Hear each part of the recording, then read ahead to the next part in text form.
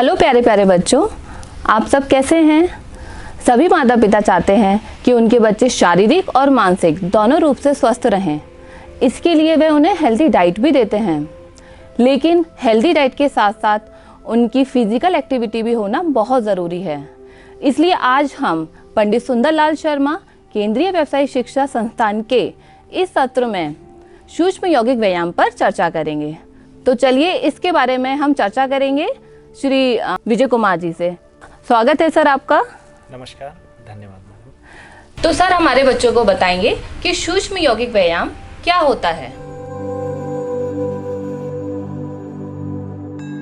जैसा कि नाम में ही छिपा हुआ है, सूक्ष्म, यौगिक और व्यायाम, ये तीन शब्दों से मिलकर बना हुआ है। सूक्ष्म का सीधा सा अर्थ होता है छोटा, यानी ऐसा व्यायाम जो बहुत छोटे रूप में है।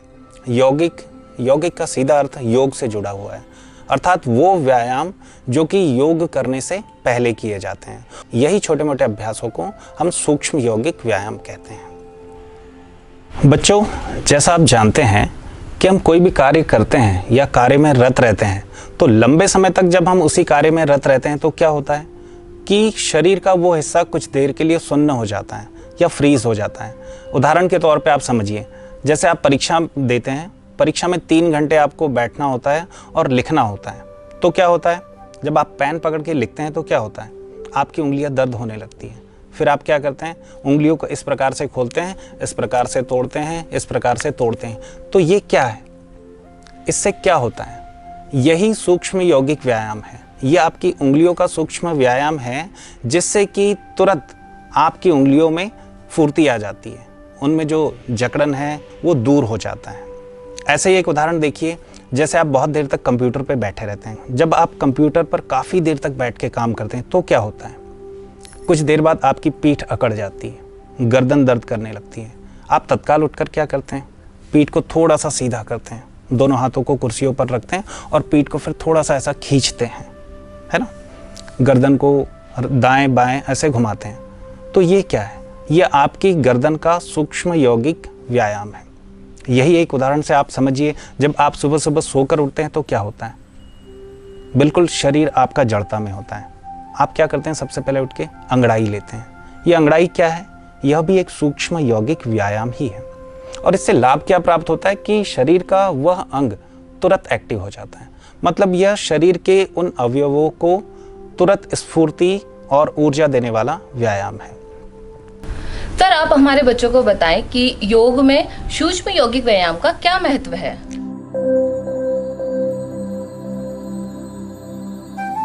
देखिए, सूक्ष्म यौगिक व्यायाम का योग में बहुत ही ज़्यादा महत्व है। अब वो किस प्रकार से है कि शरीर में प्रतिक्षण कहीं ना कहीं मलिनता आते रहती है। मलिनता का सीधा सा अर्थ है कि रक्त संचरण में अवरोध आना, जड़ता आना, आलस आना, ये सारी चीज़ें होती रहती। हम पूरे शरीर की बात करें तो जितने भी हमारे अवयव है, शरीर के अवयव यानी अंगों की यदि बात करें तो पैर है, हाथ है, आँखें हैं, इसके अतिरिक्त गर्दन है, ये जितने भी अवयव है, कहीं ना कहीं इन अवयवों में ज्वाइंट होने की वजह से मलिनता आती है, जकड़न आती है। तो इस मलिनता को दूर करने के लिए सूक्ष्म यौगिक व्यायाम करना नितांत आवश्यक है। और योग अभ्यास के पहले, यदि आप आसन कर रहे हैं तो आसन के पहले कम से कम 15 से 20 मिनट आपको सूक्ष्म यौगिक व्यायामों का अभ्यास ज़रूर करना चाहिए। योग अभ्यास करने के लिए आवश्यक है कि आपके शरीर का प्रत्येक जोड़ लचीला होना चाहिए। यदि लचीला नहीं है तो फिर योग करना आपके लिए उतनी संभव नहीं हो पाता है। उतने परफेक्शन के साथ में, उतनी कुशलता से आप किसी भी आसन को परफॉर्म नहीं कर सकते हैं। और सूक्ष्म यौगिक व्यायाम इन सभी कमियों को दूर कर देता है। सूक्ष्म यौगिक व्यायाम से आपके शरीर में लचीलापन आता है, आपका शरीर सॉफ्ट होता है, आपके जॉइंट खुलने लगते हैं, जिससे कि आप योग के आसनों को बेहतर तरीके से कर सकते हैं। इसके अतिरिक्त सूक्ष्म यौगिक व्यायाम आपको बहुत स्फूर्ति प्रदान करता है। सर ने बहुत ही सरल शब्दों में हमें बताया कि सूक्ष्म यौगिक व्यायाम क्या होता है और इसका क्या क्या महत्व है। अब सर हमें ये बताएंगे कि सूक्ष्म यौगिक व्यायाम कब करना चाहिए।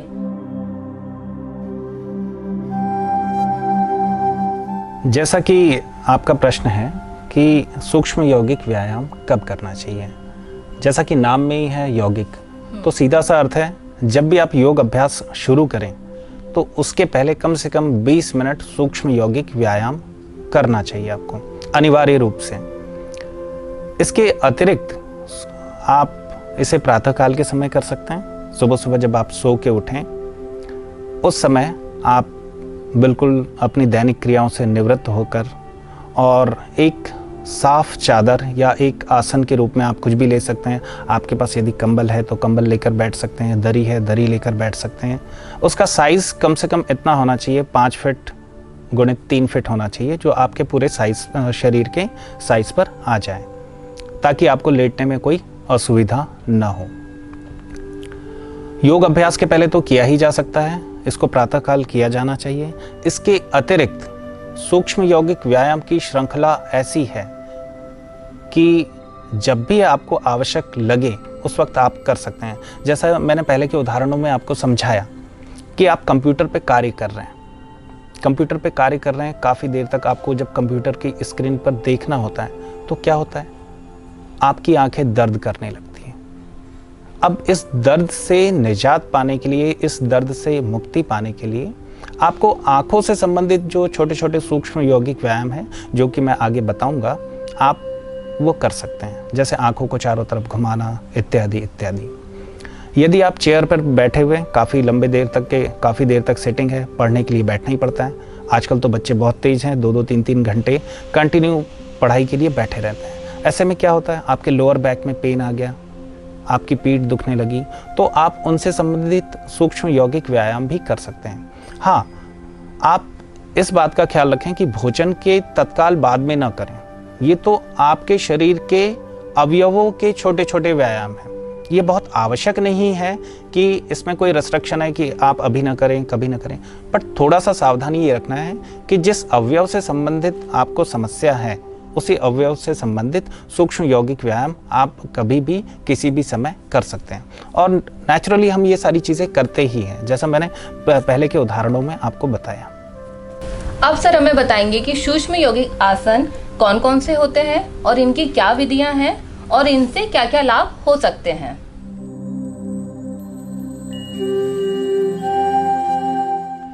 जैसा कि आपका प्रश्न है कि सूक्ष्म यौगिक व्यायाम कौन कौन से हैं और उसे कैसे करते हैं, उनसे लाभ क्या है, तो सर्वप्रथम तो इस बात को समझें कि हमारे शरीर के महत्वपूर्ण अवयव कौन कौन से हैं। आप अपने जीवन में देखें, अपने शरीर की ओर झांक के देखें तो मुख्य यदि अवयवों की बात करें तो आँखें, सर्वप्रथम आँखें हैं, गर्दन है, हाथ पाँव है, हाथ है, पैर हैं, कंधे हैं, कमर है, तो ये सारे अवयव हैं। और इन्हीं के ऊपर कुछ छोटे छोटे व्यायाम हैं जिन्हें हम सूक्ष्म यौगिक व्यायाम कहते हैं, और इन्हीं से जुड़े हुए आसन हैं। संख्या के रूप में यदि कहें तो बहुत सारे विद्वानों ने इनकी संख्या बहुत ज़्यादा और बहुत सूक्ष्म स्तर पर बताई है, लेकिन एक छात्र होने की दृष्टि से और एक सीमित समय में हम कितने व्यायाम कर लें जो कि हमारे पूरे शरीर के अवयवों को बिल्कुल तुरंत ताजगी और स्फूर्ति प्रदान करें, ऐसे कुछ व्यायामों को हम शारीरिक अंगों के साथ में धीरे धीरे परफॉर्म करेंगे। साथ में हम इसकी विधि भी समझेंगे कि कैसे करना चाहिए, कितनी देर रुकना चाहिए, इनसे होने वाले लाभों के विषय में भी हम चर्चा करेंगे। तो बच्चों, आइए अब हम सीखते हैं कि हम सूक्ष्म यौगिक व्यायाम की शुरुआत कैसे करें। सबसे पहले तो एक स्वच्छ आसन आपके पास होना चाहिए। आप किसी चादर या कंबल को ले सकते हैं, लेकिन ख्याल रखें कि वो बिल्कुल धुला और साफ सुथरा होना चाहिए और थोड़ा मोटा होना चाहिए, थोड़ा सा गद्देदार। इसके बाद दूसरी सबसे महत्वपूर्ण बात यह है कि आपका ड्रेस यानी आपके वस्त्र किस प्रकार के होने चाहिए। तो सबसे पहले इस बात का ख्याल रखें कि वस्त्र बहुत ही आरामदायक होने चाहिए, थोड़े से ढीले होने चाहिए। बहुत ज़्यादा टाइट या ऐसे वस्त्र बिल्कुल भी न पहने जो कि पसीने को न सोखते हो। सबसे पहले आप एक आरामदायक अवस्था में बैठ जाएं।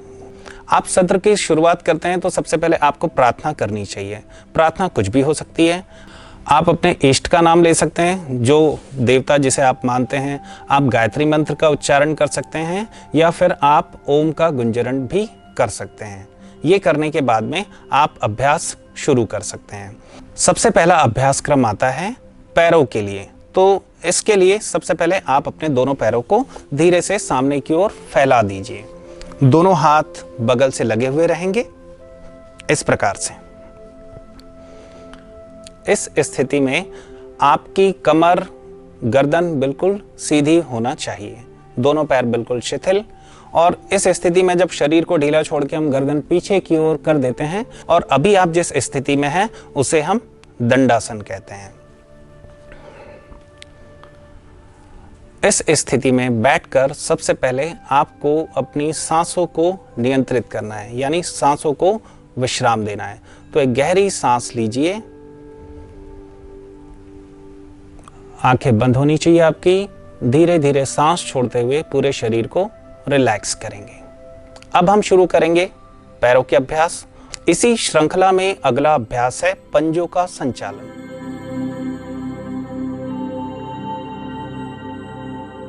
सबसे पहले दोनों पंजों को मिलाइए, सांस से बिल्कुल रिलैक्स। अब हम पंजों को अंदर और बाहर करने की प्रक्रिया करेंगे।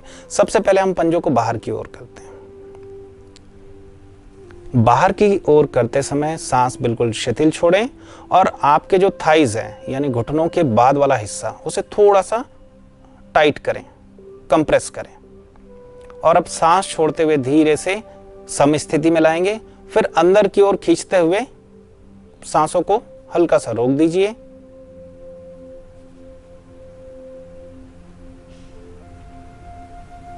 अब बाहर की ओर, धीरे से अंदर की ओर। अब विश्राम की अवस्था में आ जाएंगे। ये जो दोनों अभ्यास बताए हैं इन्हें कम से कम आपको 5 राउंड से शुरुआत करनी चाहिए। कम से कम 5 राउंड आप नियमित रूप से करें। 5 बार उंगलियों को ऊपर नीचे करना और 5 बार पंजों को आगे पीछे करना। पैरों से संबंधित अभ्यास की श्रृंखला में अगला जो अभ्यास है वह है घुटनों का संचालन।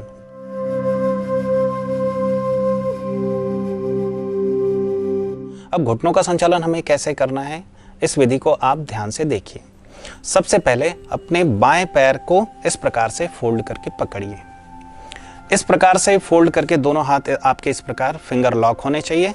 इस प्रकार से पकड़िए और साइकिल की तरह इसे क्लॉकवाइज चलाएं 3 बार। इसी प्रक्रिया को घड़ी की विपरीत दिशा में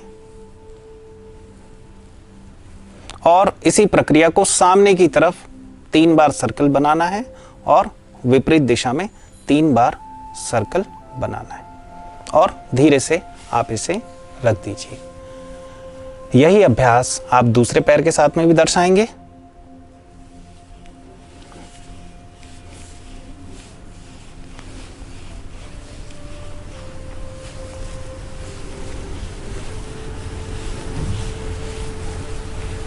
रिलैक्स। यह अभ्यास आपके घुटनों को मजबूती प्रदान करता है। पैरों से संबंधित अभ्यास की श्रृंखला में अगला जो अभ्यास है वो है एड़ियों का संचालन।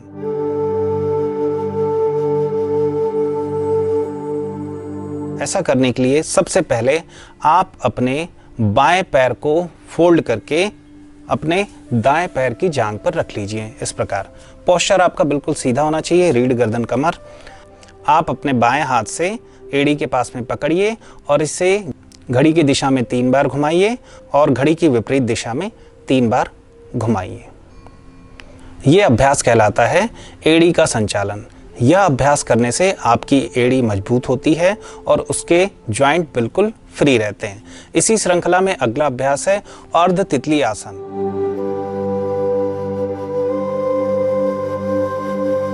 इसी एड़ी को आप थोड़ा सा आगे बढ़ाते हुए अपनी जंघाओं पर रख लें और दोनों हाथ पीछे दंडासन की स्थिति में थोड़े से दूर रहेंगे और इसे आप इस प्रकार चलाएं। चलाने की संख्या कम से कम 11, 21 या उससे ज़्यादा होना चाहिए। अब धीरे से आप इसे वापस उठाकर सीधा रख देंगे और यही अभ्यास आप दूसरे पैर के साथ भी शुरू करेंगे। आपकी रीढ़, गर्दन, कमर तीनों एक सीध में होनी चाहिए। अब देखिए,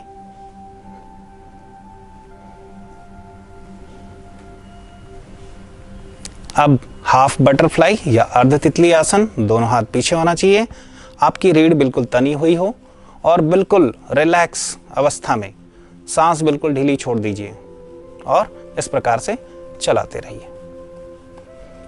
अब धीरे से आप इस पैर को सीधा कर देंगे।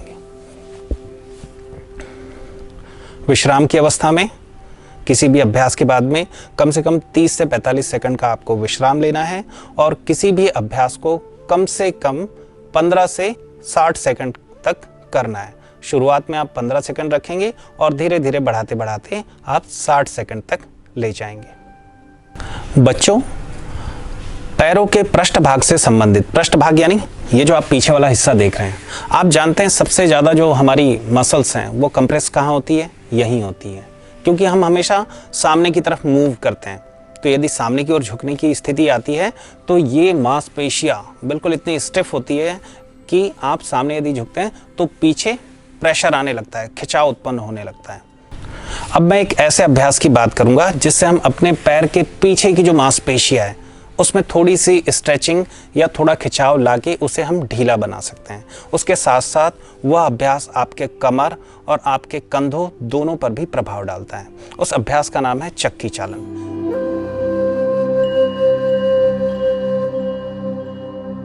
चक्की आपने देखी है? जो पुराने समय में चक्की होती थी लोहे की, जिसे बिल्कुल इस प्रकार घुमाया जाता था और जिससे हम गेहूं और दूसरे अनाज पीसते थे। इस आसन का भी नाम ठीक वैसे ही चक्की चालन है, क्योंकि इसमें आपको अपने शरीर को चक्की की तरह चलाना है। तो सबसे पहले रीढ़, गर्दन, कमर बिल्कुल तीनों एक सीध में रखें। दोनों हाथों को इस प्रकार मिलाएं, उंगलियों को आपस में, दोनों हाथों और उंगलियों को इस प्रकार से मिलाएं। अब आपको एक बात का ख्याल रखना है, 5 चक्र आप घड़ी की दिशा में घूमेंगे और 5 विपरीत दिशा में घूमेंगे। जब भी आप सामने की तरफ जाते हैं तब आपको सांस छोड़ते हुए जाना है और जब वापस आएंगे तो सांस लेते हुए आएंगे। ये प्रक्रिया सहज रूप से घटित होती है, इसलिए बहुत ज़्यादा इस पर ध्यान देने की ज़रूरत नहीं है।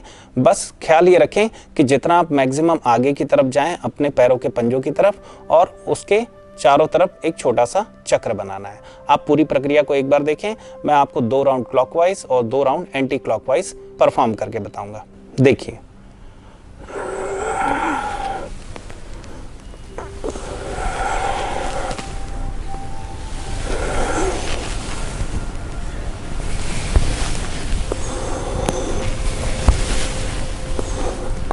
रिलैक्स, दोनों हाथों को खोल दीजिए पीछे। इसमें आपको एक बात का ख्याल रखना है कि पैर के पंजे आपके बिल्कुल सीधे होने चाहिए। आप जितना अधिकतम पीछे जा सकते हैं जाने की कोशिश कीजिए, जितना अधिकतम आगे आ सकते हैं आने की कोशिश कीजिए।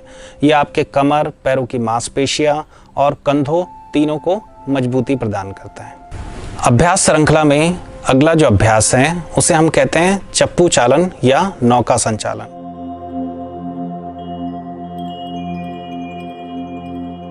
यह एक महत्वपूर्ण अभ्यास है। यह अभ्यास ठीक वैसे ही है जैसे एक छोटी सी नाव को चलाने के लिए मल्लाह या नौका चलाने वाला चप्पुओं को पीछे की तरफ ढकेलता है। यह अभ्यास आपकी कमर, पीठ दोनों को मजबूती प्रदान करता है और शिथिल बनाता है। तो ध्यान से देखिए इसे कैसे करते हैं। सबसे पहले तो आप रीढ़, गर्दन, कमर तीनों एक सीध में रखें और दोनों हाथों को सांस लेते हुए ऊपर उठाएं। अब आपको सांस छोड़ते हुए सामने की तरफ झुकना है और इस प्रकार से करना है। अब घड़ी की विपरीत दिशा में हाथों को सामने से लाएंगे।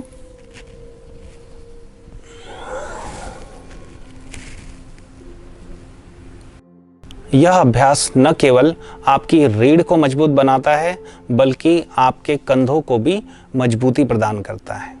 अभी हमने पैरों से संबंधित जितने भी अभ्यास हो सकते हैं वो किए। वो सारे अभ्यास हमें बैठकर करने थे। इसके बाद हम जो अगले अभ्यास हैं वो खड़े होकर करेंगे। खड़े होकर करने वाले अभ्यासों के क्रम में सबसे पहले जो आपके शरीर के महत्वपूर्ण अवयव हैं, जो सबसे ज़्यादा काम करते हैं और बहुत जल्दी थक जाते हैं, उनमें आता है आँखें, उसके बाद गर्दन, उसके बाद दोनों आपके हाथ, कंधा और कमर। तो आइए सबसे पहले हम शुरू करते हैं कि हम आँखों के लिए क्या करें।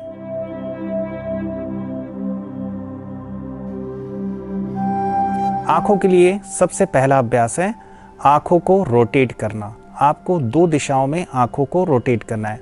सबसे पहले विश्राम की अवस्था में खड़े हो जाएं, बिल्कुल आपका शरीर सीधा सधा हुआ हो। आपको सबसे पहले सीधे देखना है, फिर उसके बाद धीरे धीरे करके दाएं अंतिम छोर तक देखते रहें और उसके बाद में धीरे धीरे आपको बाएं देखना है। धीरे से वापस आपको सीधे देखना है। दाएं बाएं देखने की प्रक्रिया के बाद में आप आंखों को बिल्कुल ऊपर ले जाएं, छत की ओर देखने की कोशिश करें, जितना ऊपर आप देख सकते हैं। इसके बाद धीरे धीरे बिल्कुल नीचे की ओर, जितना आप नीचे देख सकते हैं। अब वापस सीधा देखेंगे। इस प्रकार ये आंखों को चारों दिशाओं में रोटेट करने की प्रक्रिया है। आप चारों दिशाओं में देखने के बाद में आंखों से संबंधित अगला अभ्यास है आंखों को गोल गोल घुमाना, घड़ी की दिशा में और घड़ी की विपरीत दिशा में। इस अभ्यास का क्रम कम से कम आपको 3 चक्र यानी 3 राउंड कम से कम करना चाहिए। कहने का अर्थ है आपको 3 बार आंखों को क्लॉकवाइज घुमाना है और 3 बार एंटी क्लॉकवाइज। कैसे घुमाएंगे देखिए। बिल्कुल सबसे पहले दाएं जाएं और दाएं से देखते हुए सीधे ऊपर, ऊपर से बाएं, बाएं से नीचे, नीचे से दाएं। अब इसी को आप विपरीत आएंगे, बाएं से सीधे नीचे, नीचे से दाएं, दाएं से ऊपर और ऊपर से बाएं। अब वापस आंखों को ले आइए। ये एक चक्र है। इस प्रकार यह एक चक्र पूर्ण होता है। यह अभ्यास जो अभी हमने किया है, इसे नेत्र शक्ति विकासक क्रिया भी कहते हैं। इसके माध्यम से या इसके नियमित अभ्यास से आप अपनी आंखों की क्षमताओं को बढ़ा सकते हैं। अब इसके बाद में हम अगले अभ्यास की ओर बढ़ते हैं। अगला महत्वपूर्ण अवयव हमारे शरीर का वो है गर्दन।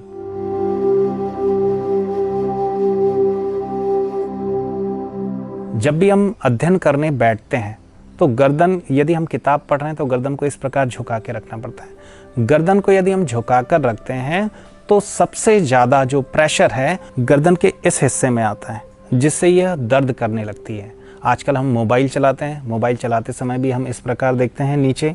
हम कंप्यूटर पे काम कर रहे हैं। हमारे जीवन की जो गतिविधियाँ होती है वो अधिकांश सामने झुकने वाली होती हैं। चलिए अब हम देखेंगे गर्दन से जुड़े हुए कौन कौन से अभ्यास हम कर सकते हैं। इस अभ्यास को ग्रीवा शक्ति विकासक क्रिया भी कहते हैं। इस अभ्यास को करने के लिए दोनों पैरों के बीच में कम से कम 8 से 10 इंच की दूरी रखें और दोनों हाथ कमर पर इस प्रकार रख दीजिए। सांस बिल्कुल रिलैक्स, एक गहरी सांस लीजिए हल्की सी, धीरे से वापस छोड़ दीजिए। सबसे पहले गर्दन को हम बाईं ओर झुकाएंगे। गर्दन को इस प्रकार बाईं ओर झुकाएं और सांस छोड़ते हुए गर्दन को बिल्कुल ढीला छोड़ें। जिस क्षण हम सांस छोड़ते हैं उस क्षण हमारा शरीर डिटैच हो जाता है और शिथिल अवस्था में होता है। इसे कम से कम 5 सेकंड रखें और धीरे से वापस बाएं से दाईं ओर गर्दन को झुकाएंगे। अधिकतम जाने दीजिए। आपका शरीर बिल्कुल सीधा होना चाहिए। अब गर्दन को धीरे धीरे वापस लाइए। अब गर्दन को पीछे की ओर झुकाएंगे। दोनों हाथों को, दोनों अंगूठों को, जो हाथ के अंगूठे जहाँ अपने कमर पर रखे हैं, अंगूठों को पीछे लगाएं और गर्दन को धीरे धीरे वापस पीछे की ओर जाने दीजिए। धीरे से वापस आएंगे। जब गर्दन पीछे की ओर जाए उस वक्त आपको श्वास छोड़ना है। अब गर्दन को धीरे से आगे की ओर जाने देंगे। आपका जो चिन्ह है उसे गर्दन पे छूने की कोशिश करेंगे इस प्रकार से।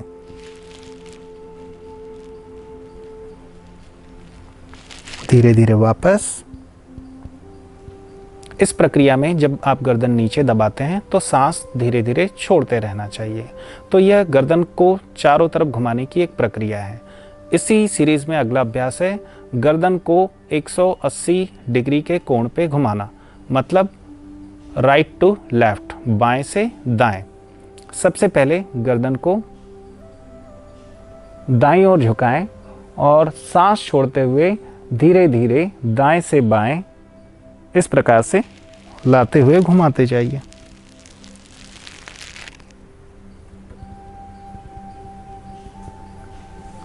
अब इसी क्रम में वापस जाएंगे।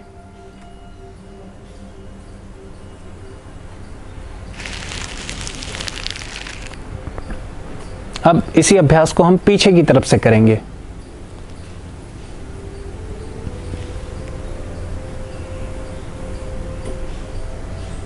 वापस। अब गर्दन को सीधा करेंगे, रिलैक्स करेंगे। गर्दन का ये जो अभ्यास हमने किया है, यह हमारी गर्दन की मांसपेशियों को लचीला बनाता है। गर्दन दर्द से संबंधित सारी समस्याओं का निदान करने में यह एक सबसे महत्वपूर्ण व्यायाम है। गर्दन से जुड़े अभ्यास में सबसे महत्वपूर्ण एक अंतिम अभ्यास है सिर को दबाना। हम चारों दिशाओं से सिर को दबाते हैं और सिर से विपरीत दिशा में प्रेशर लगाते हैं। अब कैसे करते हैं इस अभ्यास को देखिए। सबसे पहले इस तरफ से इस प्रकार हथेली रखते हुए दबाएंगे, सिर से विपरीत दिशा में प्रेशर देंगे। आप कुछ सेकंड तक यहाँ रुके, 10 सेकंड तक, उसके बाद में धीरे से वापस। अब यही अभ्यास आपको दूसरी ओर से करना है, इस प्रकार वापस। इसी अभ्यास को आप सामने की तरफ से करेंगे।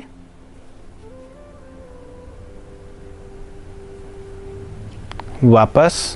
और इसी अभ्यास को अब पीछे की ओर से करेंगे। दोनों हथेलियों को लॉक करके इस प्रकार रखें। वापस। यह एक महत्वपूर्ण अभ्यास है गर्दन से संबंधित रोगों के लिए, जैसे स्पॉन्डिलाइटिस इत्यादि के लिए। आप इसे नियमित रूप से करें। इसमें कम से कम हर दिशा में आपको 5 सेकंड तक के रुकना है शुरुआती समय में, और धीरे धीरे आप इस समय को 10-15 सेकंड तक भी ले जा सकते हैं। अभ्यास के क्रम में अगला अभ्यास आपके हाथों से संबंधित है।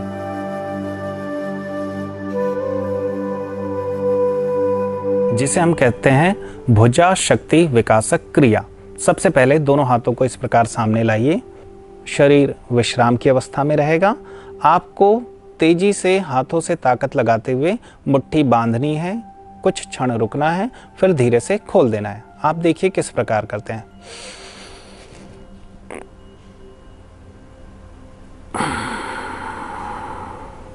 एक बार और देखेंगे।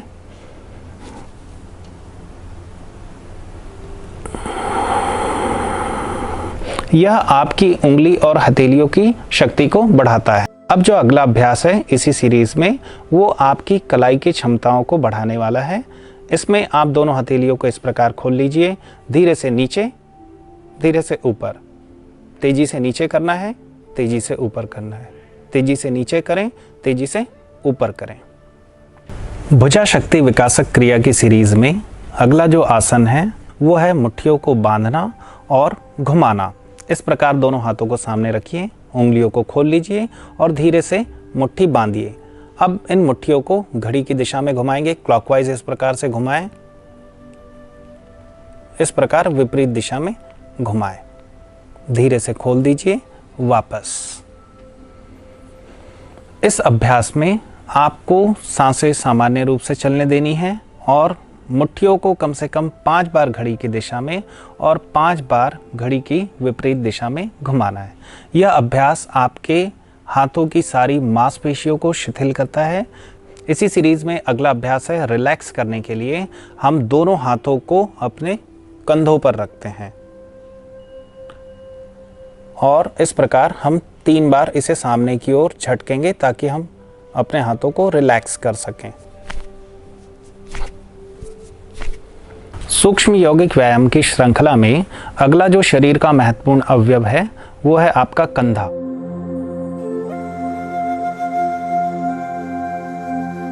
कंधों से संबंधित जो 2 सूक्ष्म व्यायाम हैं वो आपको कंधों से संबंधित सारी बीमारियों से बचाते हैं और उन्हें बिल्कुल रिलैक्स करते हैं। अब हम प्रैक्टिकली उन दोनों को परफॉर्म करेंगे कि वो कैसे करना है। सर्वप्रथम दोनों हाथों को इस प्रकार खोलिए और धीरे से हाथ की उंगलियों को आपस में मिलाते हुए कंधों पर रख लीजिए। सांस विश्राम की अवस्था में रहेगी और सहज रूप से चलती रहेगी। अब दोनों कंधों को बिल्कुल आगे तक घड़ी की दिशा में इस प्रकार घुमाएं। अब घड़ी की विपरीत दिशा में जितना पीछे ले जा सकते हैं उतना पीछे ले जाने की कोशिश करें। रिलैक्स, पूरे शरीर को शिथिल छोड़ दीजिए। इसी सीरीज में अगला अभ्यास है अपने कंधों को घुमाना है। दोनों हथेलियां आपकी बगल से लगी हुई रहेगी। कंधों को इस प्रकार घड़ी की दिशा में आपको घुमाना है और धीरे से घड़ी की विपरीत दिशा में घुमाना है। रिलैक्स करेंगे। इस अभ्यास को स्कंद शक्ति विकासक क्रिया भी कहते हैं। इस अभ्यास को सांसों को सहज रूप में रखते हुए करें।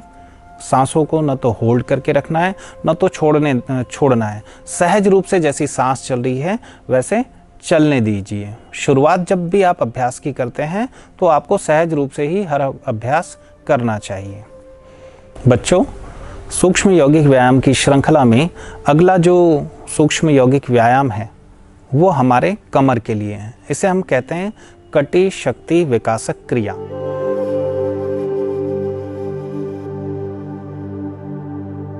सबसे पहले हम प्रथम अभ्यास को देखेंगे। दोनों पैरों को आपस में मिलाइए, गहरी सांस लीजिए। सांस छोड़ते हुए पूरे शरीर को रिलैक्स कीजिए। अब दोनों हाथ अपनी कमर पर रखिए। सबसे पहले हम बाईं ओर झुकेंगे। हल्का सा सांस छोड़ते हुए कमर को दूसरी ओर पुश करते हुए झुकेंगे। वापस इसी अभ्यास को दाईं ओर। सांस छोड़ते हुए जाना है। जब सांस आपकी छोटी रहती है तो शरीर शिथिल होता है। वापस इसी अभ्यास को पीछे की ओर। पीछे जाते समय गर्दन ढीली छोड़ना है बिल्कुल।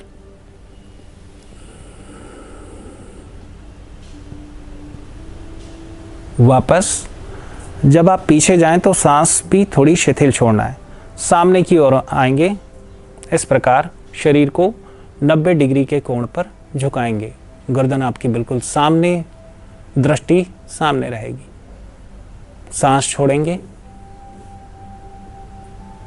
धीरे से वापस। इस अभ्यास से आपके कमर से जुड़ी हुई पैर की जितनी भी मांसपेशियां हैं वो थोड़ी सी शिथिल हो जाती है और आपके कमर की क्षमताएं बढ़ जाती हैं। इसी सीरीज में अगला आसन है कटी चक्रासन। कटी यानी होता है कमर और चक्रासन यानी आपको चक्र की तरह उसे घुमाना है। इस अभ्यास के लिए सबसे पहले दोनों पैरों के बीच में कम से कम 1.5 से 2 फीट का गैप यानी दूरी बनानी है। उसके बाद दोनों हाथों को इस प्रकार खोल दीजिए। शरीर बिल्कुल विश्राम की अवस्था में। इसे हमें चक्र की तरह घुमाना है। सबसे पहले बाईं ओर, गर्दन भी बाईं ओर ले जाएंगे। सांस छोड़ते रहेंगे।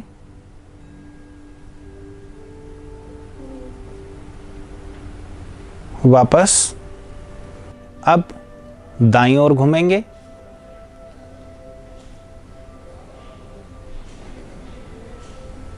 धीरे से वापस दोनों हाथों को नीचे ले आएंगे, विश्राम करेंगे। बच्चों, जैसा कि अभी आपने देखा कि यहाँ कटी चक्रासन परफॉर्म किया गया, आपने इसकी विधि को सीखा, समझा। तो बच्चों, देखा आज के सत्र में हमने सूक्ष्म यौगिक व्यायामों का अभ्यास किया। वैसे तो सूक्ष्म यौगिक व्यायामों की श्रृंखला बहुत लंबी है, लेकिन जो छात्रों की दृष्टि से बहुत महत्वपूर्ण है उन सूक्ष्म यौगिक व्यायामों को हमने आज यहाँ परफॉर्म किया। तो आप नियमित रूप से इसका अभ्यास करें और इसका लाभ उठाते रहें।